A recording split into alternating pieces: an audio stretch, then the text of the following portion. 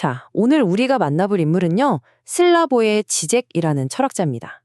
공산주의 국가의 엘리트 집안에서 태어나서 반체제 운동가로 심지어 대통령 후보까지 나섰던 사람이에요. 그의 정말 파란만장한 삶이 어떻게 그를 세상에서 가장 위험한 철학자라는 별명으로 만들었는지 지금부터 저랑 같이 한번 파헤쳐보시죠. 뭐든 시작이 중요하겠죠. 한 명의 지식인이 어떤 토양에서 자라났는지 그의 어린 시절 배경부터 한번 살펴보겠습니다. 지젝은 1949년 공산주의 국가였던 유고슬라비아 연방의 슬로베니아에서 태어났습니다.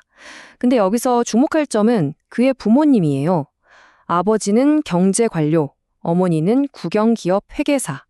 와, 이거 완전 체제 내부의 핵심 엘리트 집안이죠.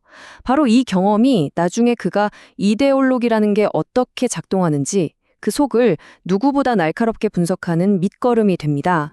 그의 학문적 이력도 참 독특해요. 류블리아나에서 철학 박사 학위를 받고 곧바로 파리로 건너가서 정신분석학을 파고들죠. 바로 이 두 학문의 만남이 지젝 사상의 엔진이 됩니다.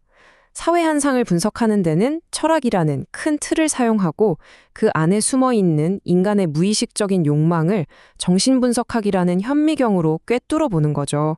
이 독특한 조합 꼭 기억해 주세요. 그런데 말이죠. 이렇게 화려한 학위를 가지고 고국으로 돌아왔는데 그를 기다린 건 꽃길이 아니었습니다. 오히려 좌절이었죠. 근데 참 아이러니하게도 바로 이 시련의 시기가 그를 그냥 평범한 학자가 아니라 제도권 밖의 아웃사이더 사상가로 만들게 됩니다. 그가 마주했던 그 고난의 길을 한번 따라가 보죠. 아니, 박사학위까지 받았는데 대학의 자리를 못 잡아요. 군 복무 후에는 한동안 실업자 신세가 되고요. 제도권 밖으로 완전히 밀려난 이 경험이 중요합니다.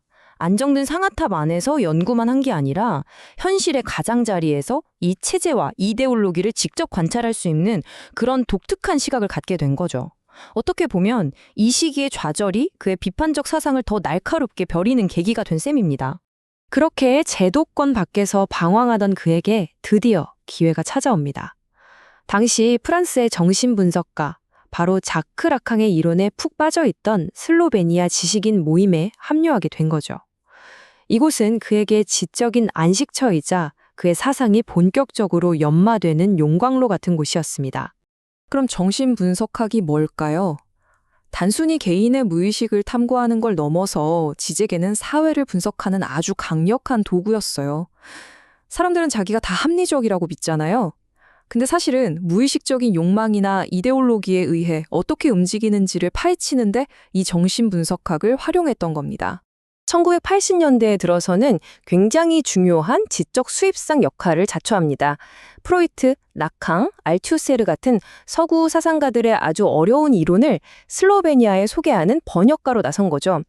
이건 단순한 언어 번역을 넘어서 꽉 닫혀있던 동유럽에 새로운 사상의 창문을 여는 정말 중요한 작업이었습니다. 자, 이제 이야기가 새로운 국면으로 접어듭니다. 1980년대 후반, 지젝은 더 이상 책상에만 앉아있는 학자가 아니었어요. 자신의 이론을 현실에 적용하는, 행동하는 활동가로 변신하기 시작합니다. 그의 활동 반경이 정말 폭발적으로 넓어집니다. 영화평론으로 대중과 소통하고 대한 잡지에 아주 날카로이 칼럼을 쓰면서 체제를 비판했죠. 이 모든 활동이 다 하나의 목표, 즉 억압적인 유고슬라비아 체제에 맞서 민주화를 쟁취하려는 실천으로 이어진 봅니다. 이론가에서 거리의 투사로 변신한 거죠. 네, 바로 이 문장이 그의 정체성을 딱 말해줍니다. 그는 더 이상 책 속에 갇힌 철학자가 아니었던 거예요. 격동의 시대 한복판에서 조국의 민주주의를 위해 싸우는 실천하는 지성이었던 겁니다. 그리고 1990년 마침내 그의 조국 슬로베니아가 독립을 쟁취합니다. 이 역사적인 순간이 그의 삶에 가장 극적인 전환점을 가져오게 됩니다. 정말 놀랍지 않나요? 지젝은 여기서 인생에서 가장 과감한 선택을 합니다. 바로 갓 태어난 나라의 대통령 선거에 직접 후보로 출마한 거죠.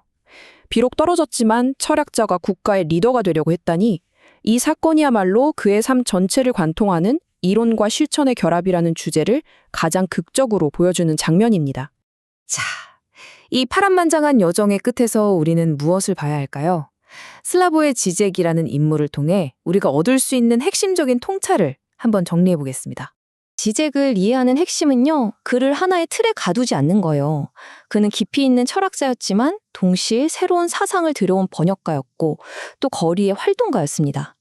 이 세 가지 역할이 따로따로가 아니라 서로 영향을 주면서 지금의 지젝을 만든 거죠. 그의 철학이 현실에 깊게 뿌리 내리고 있는 이유가 바로 여기에 있습니다. 이 설명을 마치면서 마지막으로 질문 하나 던져볼게요. 지젝의 삶처럼 철학자의 개인적인 고난과 정치적인 투쟁은 과연 그의 사상을 어떻게 빚어낼까요?